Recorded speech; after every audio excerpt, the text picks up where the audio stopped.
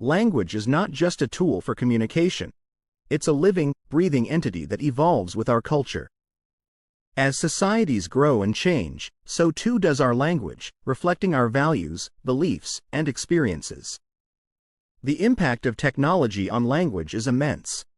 Social media and digital communication have introduced new dialects, symbols, and even languages, like emojis. This evolution, while fascinating, also presents challenges. There's a growing divide between generations and cultures in terms of linguistic understanding. Additionally, the rapid evolution of language raises concerns about the preservation of linguistic heritage. Efforts to document and preserve endangered languages are more crucial than ever, as they hold the key to understanding our collective human history. The future of language evolution is uncertain, but one thing is clear. It will continue to be a mirror reflecting the ever-changing face of human society.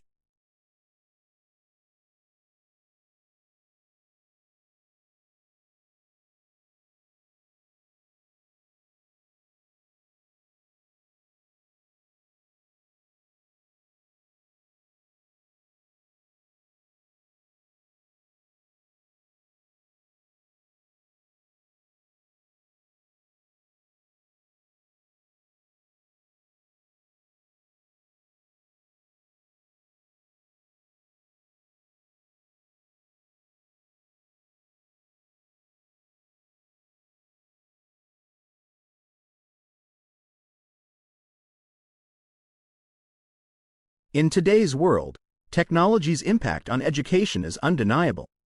Integrating digital tools into the learning process has revolutionized how we acquire knowledge and skills. For instance, online learning platforms have made education accessible to a wider audience, breaking geographical barriers. People from remote areas can now access courses from top universities, bridging the gap between different regions and communities. Additionally, technology has enabled personalized learning experiences. Educational software and applications can adapt to individual learning styles and paces, catering to the unique needs of each student. This approach fosters a more inclusive and effective learning environment, accommodating diverse learning abilities and preferences. In conclusion, technology's integration into education is not just a trend but a significant evolution in the teaching and learning process, offering accessibility and personalization like never before.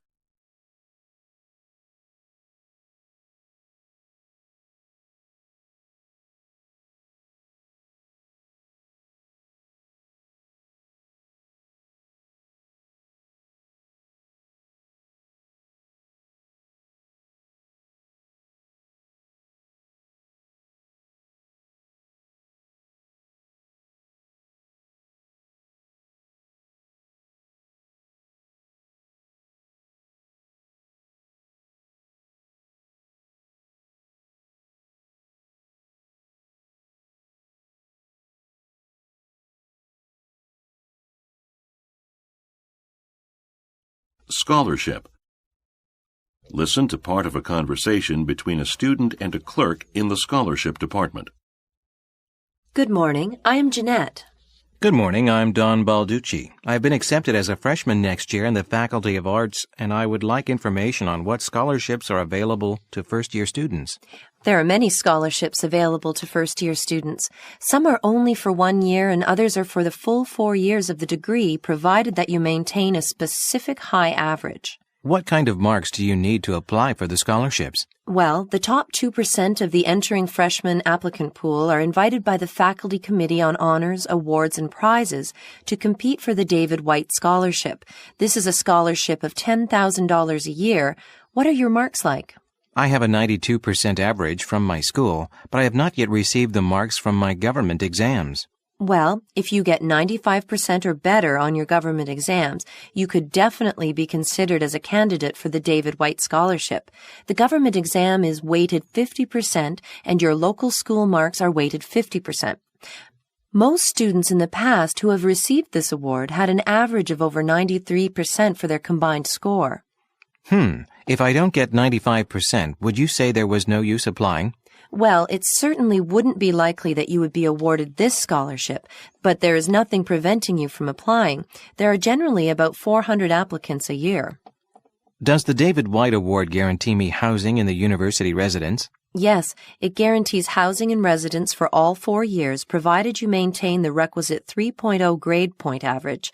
Another bonus, if you have a car, is parking privileges at the residence. If I'm not in the top 2% of entering freshmen, what other scholarships can I apply for? You could go to our website. The faculty committee selects students after a rigorous review of each student. Different awards have different criteria. Some scholarships and awards require you to write an essay, while others look at extracurricular activities, life hardships, distinctive personal achievements, or letters of recommendation. It varies widely. How many scholarships are there in all to apply for? There are well over 100. However, filling out scholarship applications is a time-consuming job, so I would recommend you narrow down the ones you want to apply for. Do most scholarships apply to all 4 years? No, most are on a yearly basis. The ones that are for the full 4 years, providing that you maintain your eligibility through the required GPA in all quarters, also usually give the additional privilege of preferential pre-enrollment. This has the advantage of giving you first crack at registering in the courses of your choice. Are all scholarships determined by the same committee? All full scholarships are. By the way, do you have a website address? Yes, I have it here on your card. I picked up your card when I was at the open house in the spring. Good. Well, then I would suggest you go to the website now. If you have further questions, you could give me a call back. Okay, thanks for your help. You are welcome. Goodbye. Goodbye.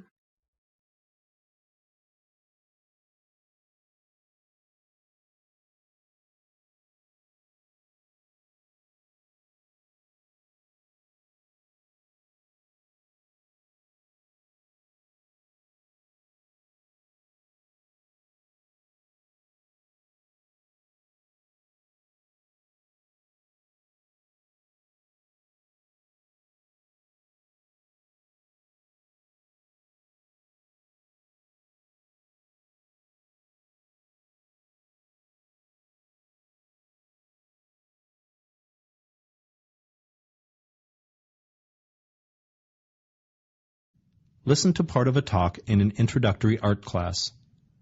The professor is talking about choosing a career in the arts. Before you undertake a career in the arts, there are a number of factors to consider. Whether your goal is to be an actor or an animator, a saxophonist or a sculptor, talent is an essential consideration. But talent alone won't guarantee a successful career in the arts.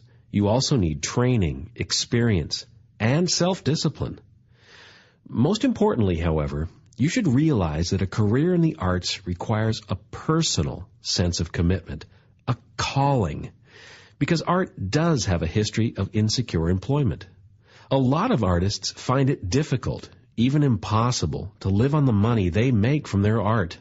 Most have to supplement their income by teaching or by working behind the scenes or by doing other work not related to the arts. In your opinion, what's the best way for us to know if we really have a calling to art? Well, those of you who are interested in art as a career should talk with arts professionals or work in the arts yourselves. Professionals can give good first-hand advice, but experience is the best way to get a feel for the field. What kind of experience? I mean, how do we get started? Experience doesn't have to be formal. It can be part-time or volunteer work. For example, if you want to be a photographer or graphic designer, you could work for your school newspaper. Or if your interest is acting, you could start out in community theater. The important thing is getting started, spending time doing something in your chosen medium. Number 5.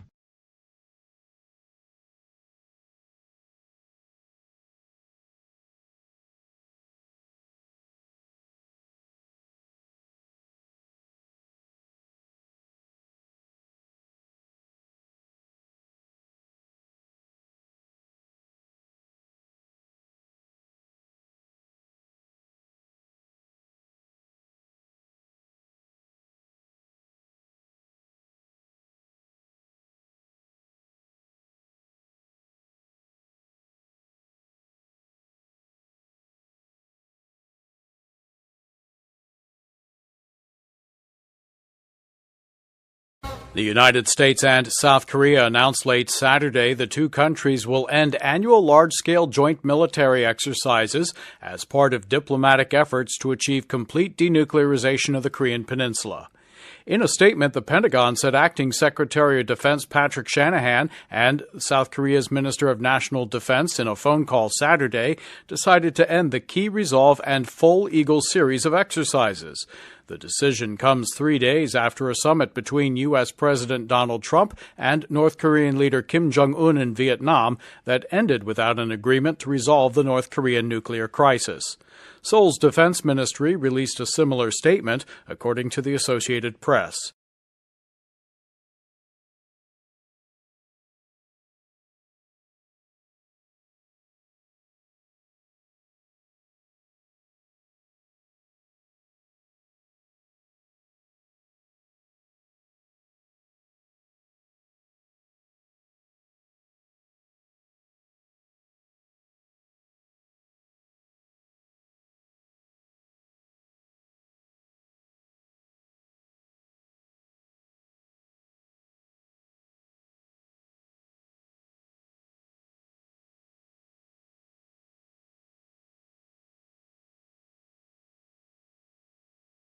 In an effort to encourage the Democratic People's Republic of Korea, or North Korea, to dismantle its nuclear weapons program, the United Nations Security Council last year passed Resolution 2375, which imposes sanctions on North Korea. The United States is determined to strictly implement this resolution. Members of the UN Security Council, and by extension all UN member states, have unanimously agreed to fully enforce sanctions on North Korea, and we expect them to continue to honor those commitments, said Secretary of State Mike Pompeo.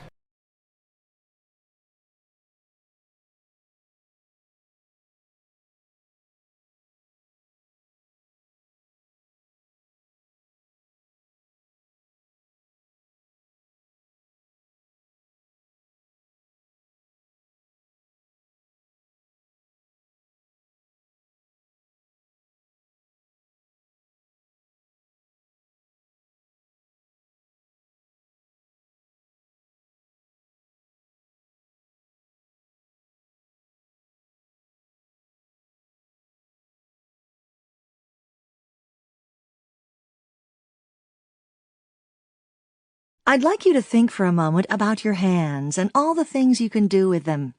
You can use them to write or to drive. You can thread a needle, play the drums, build a wall, and so on and so forth. They can be careful and precise. Think of someone doing eye surgery, for example. But they can also generate huge forces. And here you might think of the sports person throwing a discus or lifting a heavy weight.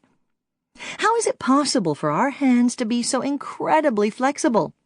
Well, it's all down to the extraordinary complexity of the bones, ligaments, nerves, and muscles that lie beneath the skin of our hands. There are, for example, 9 muscles alone controlling just one thumb. Some of these are anchored to bones within the hand, while others link to the arm.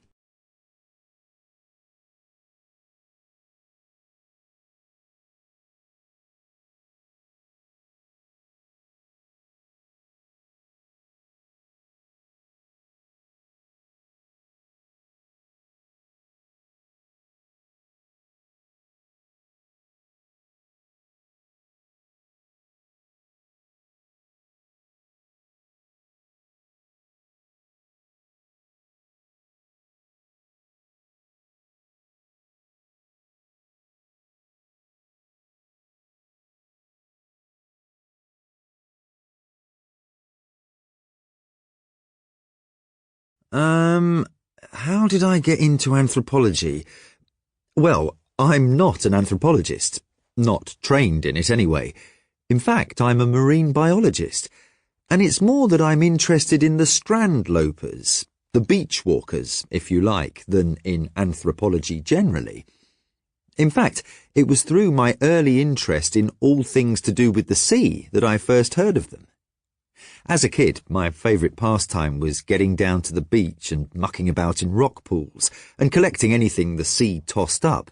And, The Strandlopers lived off the sea and seashore, gathering food such as mussels, oysters, crabs, and so on, just as I did.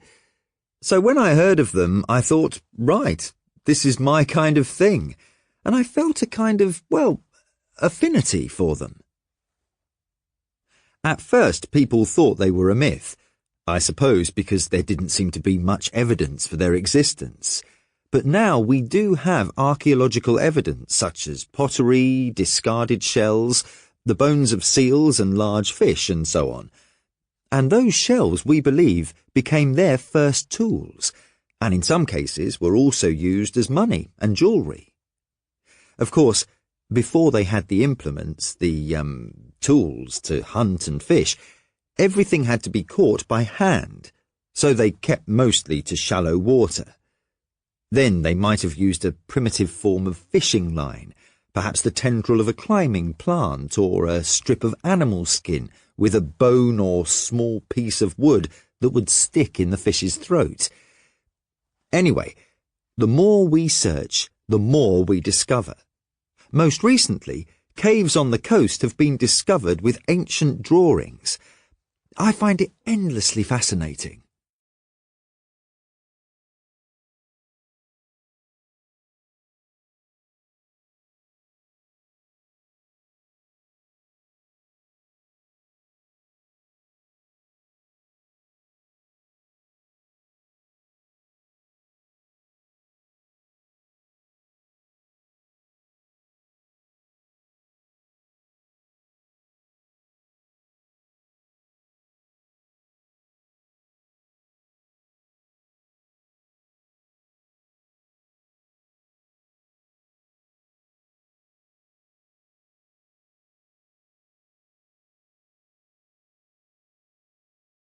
The atmosphere is a mixture of different gases and aerosols. We usually call it air. The atmosphere is very important to our lives, and we cannot live without it. Almost every living creature on Earth breathes it. It surrounds Earth and protects us from deadly rays and radiation from space.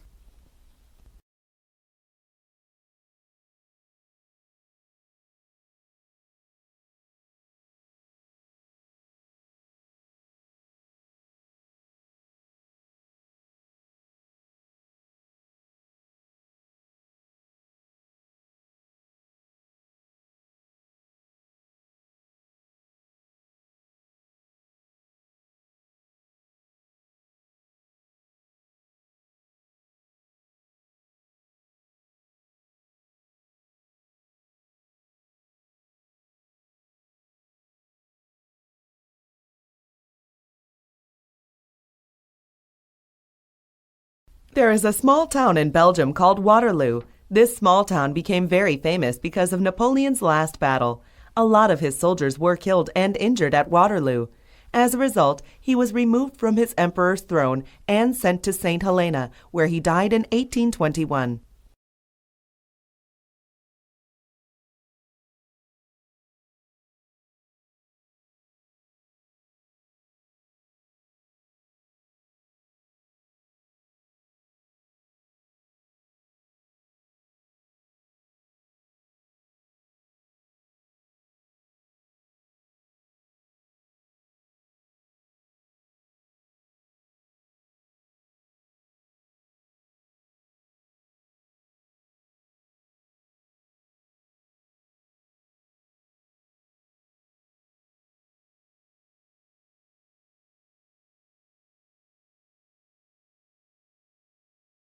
Each kind of insurance protects its policyholder against possible financial loss.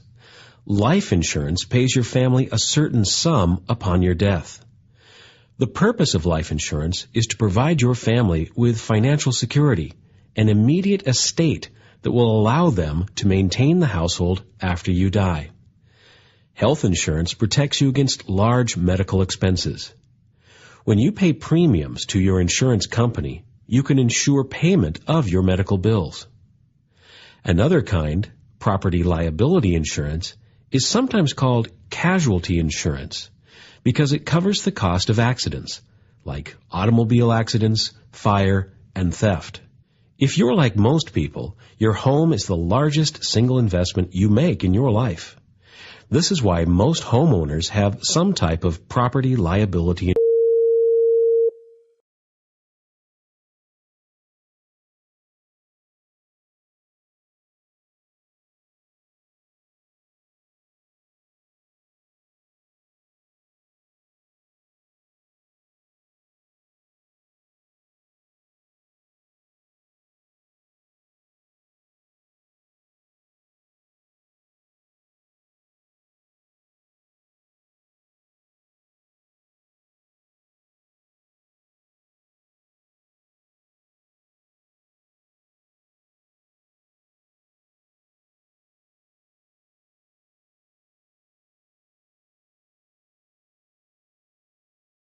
In the early days of the settlement of Australia, enterprising settlers unwisely introduced the European rabbit. This rabbit had no natural enemies in the Antipodes, so that it multiplied with that promiscuous, abandoned characteristic of rabbits. It overran a whole continent. It caused devastation by burrowing and by devouring the herbage which might have maintained millions of sheep and cattle. Scientists discovered that this particular variety of rabbit, and apparently no other animal, was susceptible to a fatal virus disease, myxomatosis. By infecting animals and letting them loose in the burrows, local epidemics of this disease could be created. Later it was found that there was a type of mosquito which acted as the carrier of this disease and passed it on to the rabbits. So while the rest of the world was trying to get rid of mosquitoes, Australia was encouraging this one. It effectively spread the disease all over the continent and drastically reduced the rabbit population. It later became apparent that rabbits were developing a degree of resistance to this disease, so that the rabbit population was unlikely to be completely exterminated. There were hopes, however, that the problem of the rabbit would become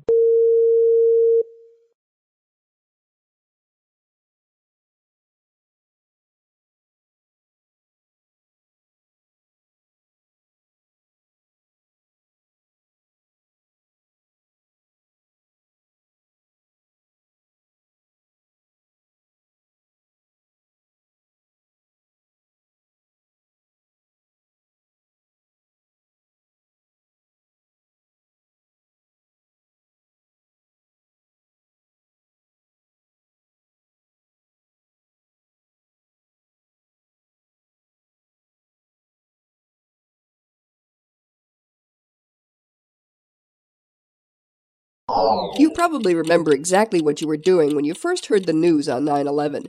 That's because the brain has ways to file information so that things that happen at the same time are forever linked in our minds. Now a study published in the journal Neuroscience says that newborn cells in a structure called the hippocampus help us remember concurrent events. The hippocampus is part of the brain that allows us to lay down new memories. And about 10 years ago, scientists were surprised to find that new neurons pop up in this region every day, even in adult animals and people. But what do these new cells do? Scientists turned to computer modeling to help them find out.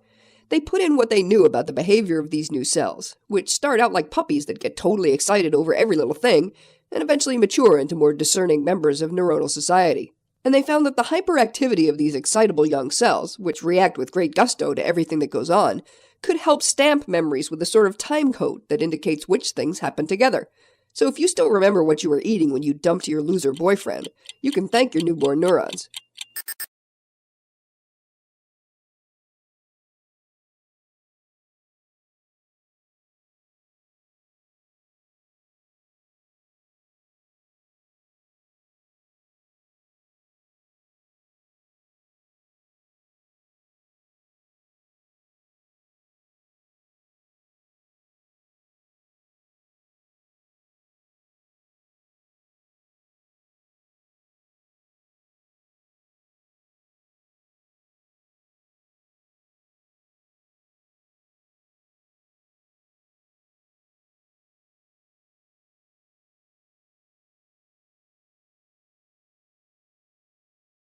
Location, location, location. We all know it's true of real estate, but it may also apply to the ballot box, because a team of American researchers has found that where people vote affects how they vote. The scientists looked at results from the 2000 general election. In Arizona that year, the ballot included an initiative to raise state taxes to support education. What they found is that people who happened to be voting in a school building were more likely to vote for the proposal than people who voted at a firehouse or a church. Their results appear in the June 23rd issue of the Proceedings of the National Academy of Sciences. And same thing happened in the lab. Subjects were shown a series of images, some of which pertained to schools. Later on, in what they were told was an unrelated experiment, they were asked to vote on funding for education. Folks who'd looked at lockers were more likely to vote yes. Whether voting in a church might affect where people stand on gay marriage or stem cell research remains to be seen, but it's probably a good thing that more people don't cast ballots in diners.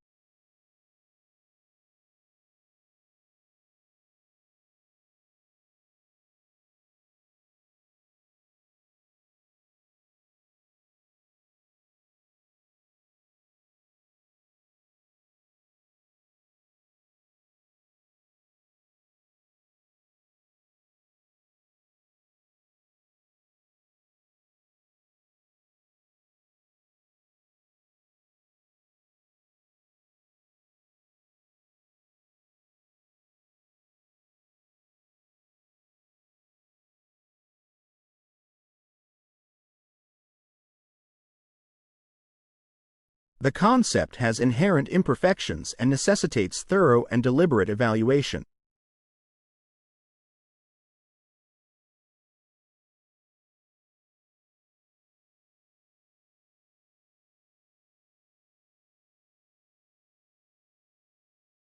This book discusses cultural impacts on our actions significantly.